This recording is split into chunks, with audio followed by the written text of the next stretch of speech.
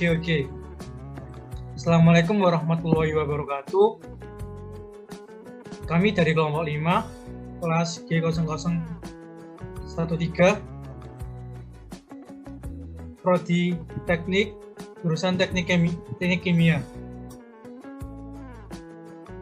Akan mempresentasikan implementasi nilai sejarah kematian Malabi. Anggota kelompok kami antara lain Nashwa Nailah dengan NPM 20031010050,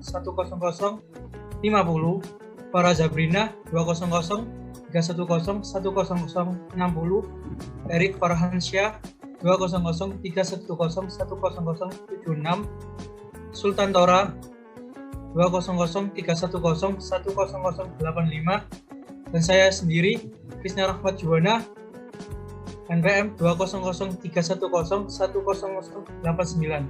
Selanjutnya akan dilanjutkan dengan teman saya Nashwa Nailah. Tujuan dari proyek ini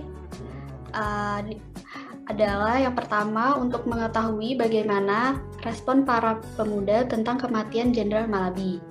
Yang kedua, untuk mengetahui nilai-nilai yang bisa diambil dari kematian Jenderal Malabi.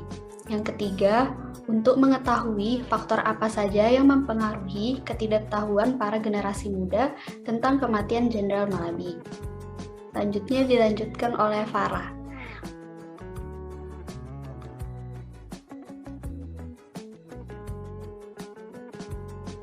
Saya akan menjelaskan tentang siapa itu Malabi.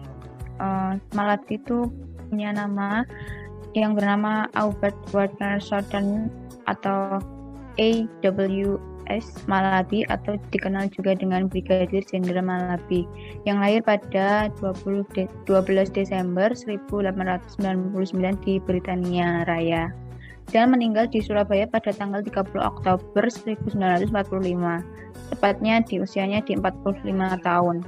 Jenderal Malabi merupakan Brigadir Jenderal Britania yang tewas dalam kejadian baku tembak pada tanggal 30 Oktober di Surabaya.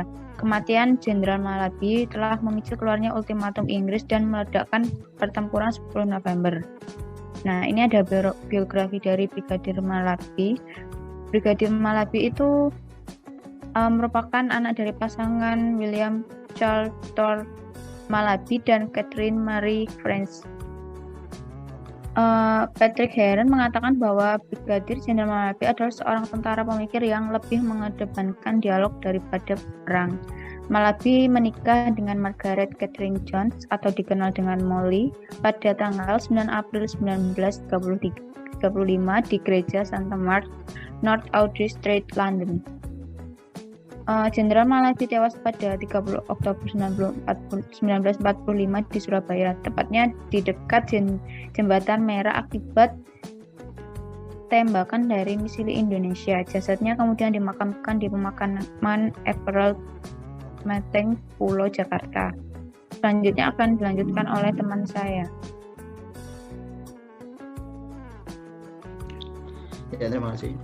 Selanjutnya adalah kejadian sebelum terbunuhnya Jenderal Malabi. Ketidaksediaan rakyat Surabaya dijajah kembali oleh Belanda yang dipimpin oleh Jenderal Malabi dan memboncengi sekutu yang datang ke Surabaya untuk alasan penertiban dan pembebasan tawanan perang setelah Jepang kalah dalam Perang Dunia Kedua. Penolakan kehadiran Nika pada Surabaya pada September 1945 jelas ditunjukkan oleh arek-arek Surabaya pada kejadian pemberontakan perobekan bendera Belanda pada peristiwa Hotel Yamato 19 September 1945 ketika pemuda Indo-Belanda Sinyo berkumpul di Hotel Orange atau Hotel Yamato. Sebagaimana diketahui, pembutuhan senjata di Surabaya tahun 1945 dilatar belakangi oleh keinginan arek-arek Surabaya untuk memperoleh senjata dan mempersenjatai diri, melengkapi kemudian pertempuran dengan pihak sekutu Belanda. Senjata yang mampu diperoleh hanya mampu direbut dari Jepang. Sejarah mencatat bahwa sekutu pertama kali memberikan ultimatum kepada rakyat Surabaya untuk menyerahkan senjata rampasan dari Jepang kepada sekutu yang disebarkan melalui pamflet-pamflet sekutu. yang untuk mendatangkan Presiden Soekarno ke Surabaya untuk menenangkan rakyat Surabaya melakukan perundingan gencatan senjata. Selanjutnya akan dilanjutkan oleh teman saya.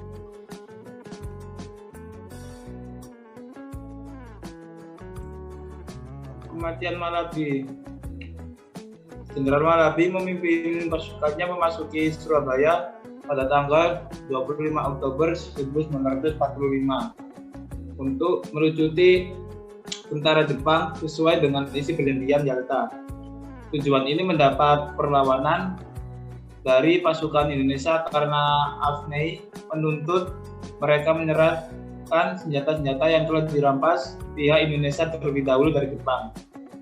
Timbullah beberapa konflik bersenjata antara kedua pasukan yang salah satunya terjadi pada 30 Oktober 1945 di dekat Jembatan Merah, Surabaya. Mobil Buick yang ditumpangi Malabi dicegat oleh pasukan dari pihak Indonesia sewaktu hendak melintasi jembatan dan terjadilah baku tembak yang berakhir dengan tewasnya Malabi oleh tembakan pistol seorang pemuda Indonesia yang sampai sekarang tidak diketahui identitasnya, dan terbakarnya mobil Malabi akibat ledakan sebuah granat yang menyebabkan jenazah Malabi sulit dikenali. Mungkin selanjutnya bisa dengan teman saya dilanjutkan, silakan.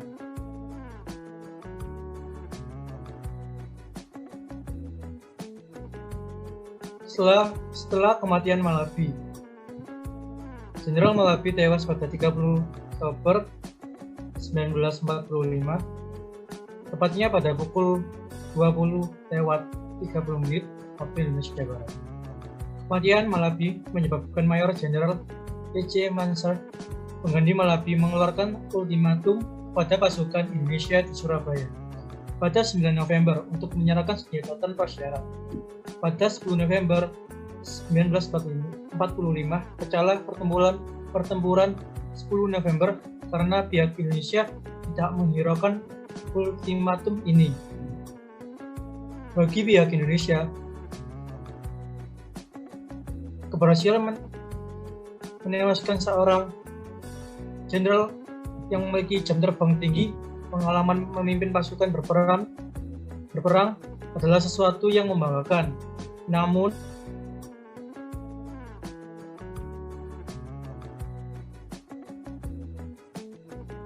berhasil menewaskan Malabi dan lantas meledakkan mobilnya. Pada 20 Februari 1946, Tommy Drieberg, anggota parlemen Inggris dari Partai Buruh Inggris, dalam perdebatan di parlemen Inggris, meragukan tuduhan dan dugaan Inggris bahwa baku tembak ini dimulai oleh pasukan pihak Indonesia dan Malabi dibunuh secara licik. Drieberg menyampaikan bahwa insiden tersebut timbul karena kesalahpahaman 20 anggota pasukan India pimpinan Malabi yang memulai baku tembak dengan pasukan pihak Indonesia, di mana mereka tidak mengetahui bahwa gencatan senjata sedang berlaku karena mereka terputus dari kontak dan telekomunikasi dari Malabi.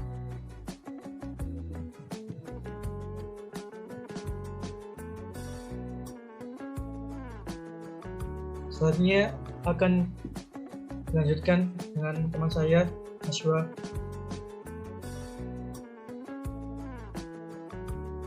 Selanjutnya, pengaruh era Malabi di era sekarang.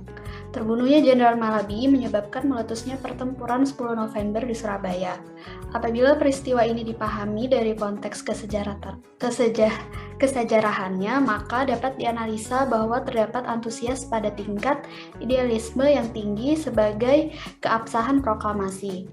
Peristiwa 10 November 1945 di Surabaya tidak bisa dianggap sebagai sebuah kejadian yang hanya menyangkut kalangan terpelajar dan tokoh besar saja. Semua adalah aspirasi bangsa dan pengakuan negara Indonesia harus ada dan harus dipertahankan. Tidak hanya para elit saja, peristiwa 10 November diwujudkan dengan keterlibatan massa sebagai nasionalisme dan proses pembentukan bangsa. Semangat dan keberanian pemuda Surabaya dalam pertempuran 10 November 1945, keberanian dan kegigihan inilah yang menjadi Surabaya menjadi kota pahlawan. Selanjutnya dilanjutkan teman saya.